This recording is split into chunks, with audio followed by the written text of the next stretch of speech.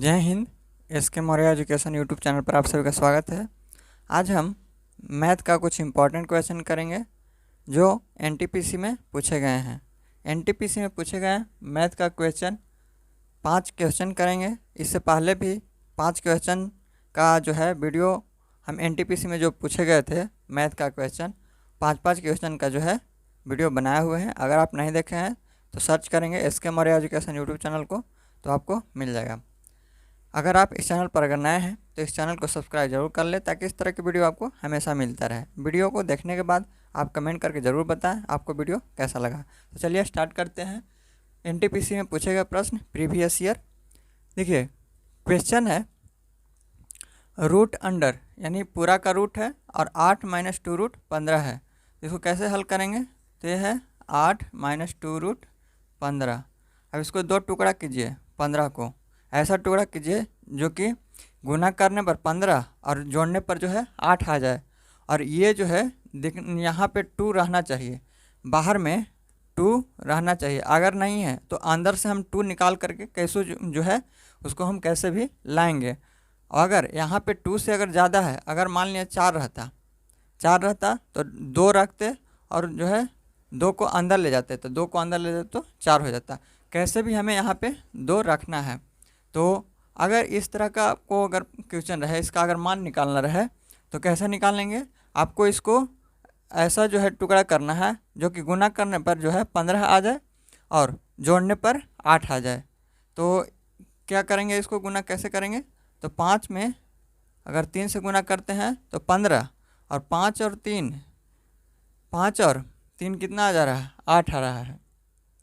तो ये देखिए ये यहाँ पे माइनस में है तो आंसर आपका जो है अगर माइनस में रहेगा तो आंसर यहाँ पे अगर क्वेश्चन माइनस में है तो आंसर आपका यहाँ माइनस में ही होगा। अगर प्लस में रहेगा तो प्लस में होगा। जैसे ये 5 आया और 3 आया, यहाँ गुना करने पर 5 दिए 15 और जोड़ने पर 8। तो इसको कैसे लिखेंगे तो √5 माइनस √3 ये आपका आंसर हो जाएगा। क्योंकि ये जो है माइनस में दिया हुआ है तो आंसर आपका माइनस में ही होगा। ये जो है जब भी होगा आंसर तो इसका रूट में आंसर होगा। तो आंसर कितना हो जाएगा 5 का रूट माइनस √3, √5 माइनस √3। ये जो है यहाँ पे गुना करने पर 15 आना चाहिए, जोड़ने पर जो है 8 आ जाना चाहिए। अब माइनस में है इसलिए आंसर हम यहाँ पे माइनस में देंगे, √5 माइनस √3। अगर प्लस में रहता तो हम यहाँ पे आंसर प्लस में देते। तो आंसर इसका कितना हो जाएगा √5 माइनस √3। तो ऑप्शन नंबर 3 है √5 माइनस √3। तो आंसर आपका ये हो जाएगा। उम्मीद है आपको ये समझ में आ गया होगा। नेक्स्ट क्वेश्चन देखते हैं। क्वेश्चन है 9 वस्तुओं का विक्रय मूल्य 15 वस्तुओं के क्रय मूल्य के बराबर है। 9 वस्तु का विक्रय मूल्य 15 वस्तु के क्रय मूल्य के बराबर है। तो हमें निकालना लाभ या हानि, यानी इसको पूरा लेन देन में लाभ हुआ या हानि हुआ उसका जो है निकालना है उसको। तो 9 वस्तु का विक्रय मूल्य यानी 9 वस्तु का विक्रय मूल्य को SP लिखते हैं, सेलिंग प्राइस। 9 वस्तु का विक्रय मूल्य 15 वस्तु के क्रय मूल्य यानी CP कॉस्ट प्राइस के बराबर है। तो इसको बराबर कर देंगे। 9 वस्तु के विक्रय मूल्य यानी SP, 9 वस्तु का SP 15 वस्तु के CP यानी क्रय मूल्य के बराबर है। तो 9 वस्तु का SP बराबर 15 जो है वस्तु का CP जो है बराबर है।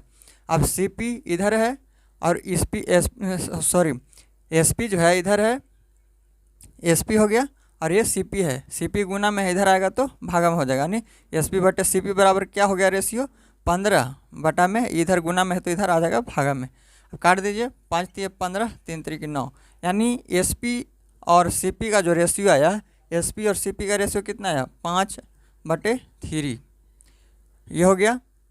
तो अब कह रहा है कि लाभ या हानि प्रतिशत ज्ञात कीजिए, मतलब कि इसको लाभ हुआ या हानि हुआ वो हमें निकालना है। तो कैसे पता चलेगा कि लाभ है या फिर हानि हुआ। तो देखिए CP है नीचे, CP यानी खरीदा वो कितना में 3 रुपया में, खरीदा वो 3 रुपया में और बेच कितना में रहा है, SP यानी सेलिंग प्राइस, बेच कितना में रहा है 5 रुपये में। तो 3 रुपये में खरीदा, 5 रुपये में बेच रहा है, तो उसका कितना लाभ हुआ, 2 रुपये का लाभ हुआ। अब लाभ या हानि होता है किस पर, तो CP पर। जितना में खरीदे हम, उससे अगर ज़्यादा में बेचे तो लाभ हो गया, उससे कम में बेचे तो हानि हो गया।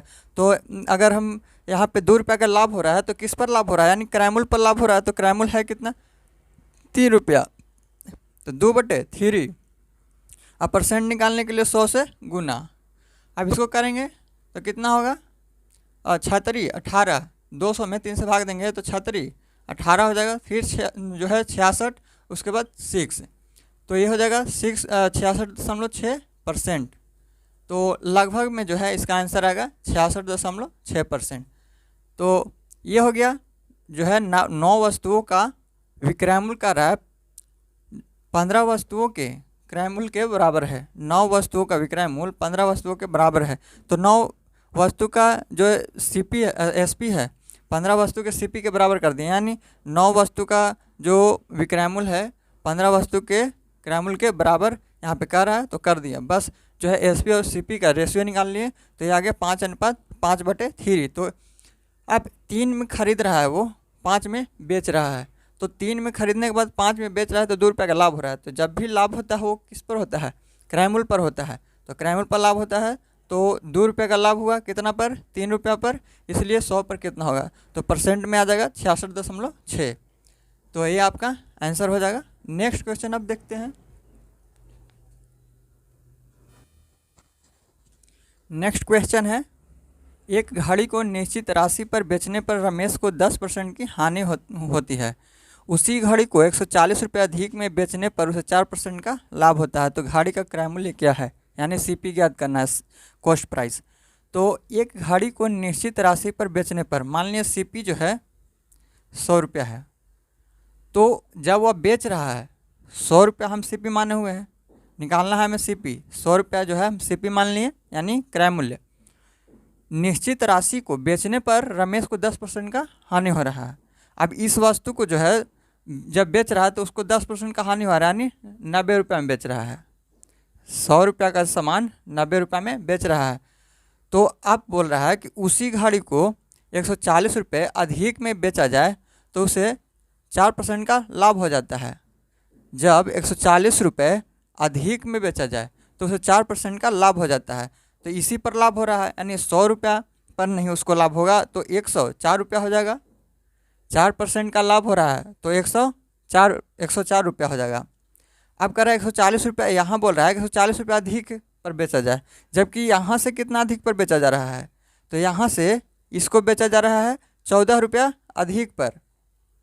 यहाँ से 14 रुपया अधिक हो रहा है, ये यहाँ 104 रुपया हो रहा है, जबकि ये 90 रुपया में जो हानि हुआ था यहाँ 4% के लाभ पर बेच रहा था, तो यहाँ कितना अधिक हो जा रहा है, 14 रुपया अधिक हो जा रहा है। अब यहाँ हो रहा है जो है 140 रुपया अधिक, तो अधिक जो है तुलना कर देंगे, यानी 14 किसके बराबर है, 140 के, तो कितना बार में कट जाएगा, 10 बार में। तो एक किसके बराबर हो जाएगा, 10 के बराबर हो जाएगा। तो कह रहा है कि CP ज्ञात कीजिए। तो CP हम माने कितना थे, 100।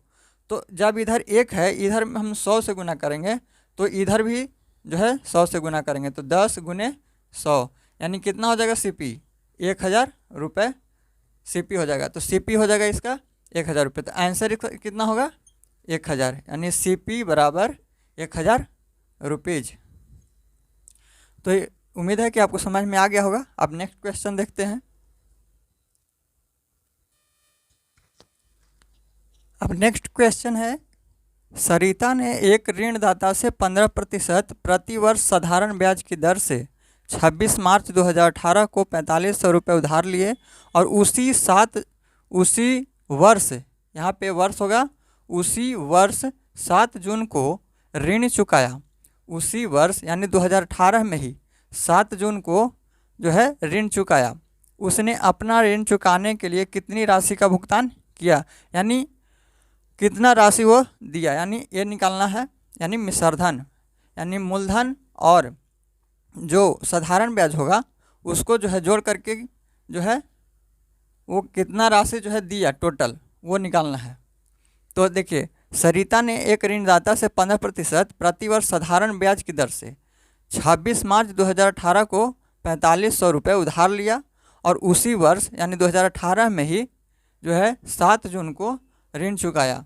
तो समय कितना हुआ, यानी वो कितने समय के लिए जो है कितने समय के बाद जो है ऋण चुकाया। तो समय पहले निकाल लेते हैं। तो समय निकालने के लिए देखिए 26 मार्च है, तो 26 मार्च है, तो 26 मार्च में कितने का महीना होता है, तो मार्च जो है 31 का महीना होता है। लेकिन 26 मार्च के बाद कितना दिन बचा, तो 5 दिन बचा इसमें, मार्च में 5 दिन। उसके बाद मार्च के बाद अप्रैल, अप्रैल जो है 30 का महीना। उसके बाद मई, मई 31 का महीना। और जून, जून में 7 जून तक ही बोल रहा है, तो 7 केवल 7 दिन होगा। तो मार्च में 26 मार्च के बाद जो है 5 दिन बचा मार्च में, यानी 31 का महीना होता है, तो मार्च में कितना दिन बचा, 5 दिन बचा। फिर अप्रैल, अप्रैल जो है 30 का महीना, 30 दिन। मई 31 का महीना यानी 31 दिन। और जून, जून में जो है 7 दिन तक ही है, तो 7 दिन। टोटल जो हो गया समय कितना हो गया, तो 30, 30 31 और 7 जो है 38, 30 68, 68 5 73, 73 दिन समय हो गया। तो अब हम निकालेंगे एसआई, एसआई निकालते हैं। तो कितना होगा, पी, एसआई बराबर होता है पी गुने आर गुने टी बटे 100। यह फार्मूला होता है साधारण ब्याज निकालने का। तो पी बराबर दिया हुआ है 4500 रुपया, पी 4500, मूलधन 4500, आर यानी दर, दर दिया हुआ है 15%, 15%, 15% हो गया। इसके बाद टी यानी समय, समय हम 73 दिन निकाले हैं, समय कितने दिन, 73 दिन। बटा में ये 15% था, उसका नीचे में 100 हो गया। और ये 73 दिन है, इसको वर्ष में चेंज करेंगे तो 365 से भाग दे देंगे। अगर दिन में है, उसको अगर वर्ष में चेंज करना है तो उसको 365 से भाग दे देंगे। अब इसको काटिए, तो 2 जीरो से 2 जीरो कट गया। इसके बाद 73 पचे 365 होता है, 73 पचे 365। अब 5 दिए 15, बचा कितना 45 गुने 3 यानी 5 दिए 15 और 4 दिए 12 13, यानी जो साधारण ब्याज आया 113 रुपया आया। अब 113 रुपया आया। अब बोल रहा है कि उसने अपना ऋण चुकाने के लिए कितनी राशि का भुगतान किया, तो टोटल बोल रहा है, यानी हमें ये निकालना है। ये मिश्रधन, मिश्रधन बराबर होता है मूलधन प्लस ब्याज। तो मूलधन पी प्लस ब्याज एसआई, मिश्रधन बराबर मूलधन प्लस ब्याज। आप अगर इसको याद भी नहीं रखेंगे तो यहाँ पे आप समझिए कि वो बोल रहा है कि उसने अपना ऋण चुकाने के लिए कितनी राशि का भुगतान किया। जैसे 4500 रुपया तो उसका जो मूलधन था पहले से, 4500 रुपया उसका मूलधन था पहले से। उसके बाद जो इस पर जो ब्याज लगेगा, ब्याज लगेगा इस पर जो 73 दिन हुआ, 73 दिन जो जिससे उधार लिया उससे 73 दिन का जो ब्याज लगेगा वो जुट जाएगा, यानी 135 रुपया उसका ब्याज हो गया और 4500 रुपया और हो गया, तो 145 रुपया और एक ये हो गया 135 रुपया, यानी टोटल कितना हो गया। तो ये पी हो गया मूलधन, यही चीज़ यहाँ है। तो 4500 रुपया प्लस एसआई जो है 135 रुपया, तो टोटल हो गया 4635 रुपया। तो ये हो गया क्या आपका मिश्रधन, यानी टोटल जो भुगतान किया उसने, पैसा जो दिया टोटल वो 4635 रुपया दिया। तो उम्मीद है कि आपको ये समझ में आ गया होगा। अब नेक्स्ट क्वेश्चन देखते हैं। नेक्स्ट क्वेश्चन है, एक निश्चित राशि को 3 दोस्त राकेश, मोहन और सोहन के बीच 2:3:7 के अनुपात में विभाजित किया जाता है। ठीक है, 2:3:7 के अनुपात में विभाजित किया जाता है। यदि सोहन का हिस्सा मोहन के हिस्से से 15 रुपये अधिक है, सोहन का हिस्सा मोहन के हिस्से से 15 रुपये अधिक है, तो विभाजित की गई कुल राशि क्या है। तो विभाजित की गई कुल राशि हमें ज्ञात करना है। तो देखिए, राकेश यानी R, Mohan M, Sohan S, कितना है अनुपात इसका 2:3 3:7 है। राकेश मोहन सोहन का अनुपात कितना है? 2:3 जो है 7 है। तो अब कह रहा है कि यहाँ पे बोल रहा है कि सोहन का जो हिस्सा है मोहन के हिस्से से 15 रुपये अधिक है। सोहन का हिस्सा मोहन के हिस्से से 15 रुपये अधिक है। यानी सोहन का जो हिस्सा है वो मोहन के हिस्से से कितना अधिक है? 15 रुपये अधिक है। जबकि यहाँ रेशियो में देखेंगे कि सोहन का हिस्सा मोहन के हिस्से से कितना अधिक है? तो यहाँ पे 4 अधिक है। देखिए, अधिक और अधिक तुलना कीजिए तो अधिक अधिक में जब भी कोई चीज़ में जो एक चीज़ में अगर तुलना किया जाता है तो वो बराबर किया जाता है। तो ये जो है सोहन का हिस्सा मोहन के हिस्से से 15 रुपये अधिक है। ये जो है रुपए में 15 रुपये अधिक है। जबकि जब अनुपात दिया हुआ है उसमें अगर देखेंगे कि सोहन और मोहन का जो है जो रेशियो में जो है ज़्यादा, यानी कितना ज़्यादा है? तो 4 ज़्यादा है। तो रेशियो में जो है इसका 4 ज़्यादा है, जबकि ऐसे जो है वो 15 ज़्यादा है। सोहन का हिस्सा मोहन के हिस्से से 15 रुपये ज़्यादा है, जबकि यहाँ जो है सोहन का हिस्सा मोहन के हिस्से से 4 ज़्यादा है। तो 4 है वो किसके बराबर है? 15 के बराबर है। या फिर आपको इस तरह से लिख सकते हैं इसको 15/4। तो ये 15/4 हो गया। तो 15/4 अब बोल रहा है कि विभाजित की गई कुल राशि क्या है? तो विभाजित की गई कुल राशि हमें याद करना है। तो विभाजित किया हुआ है यही तो है 2:3:7।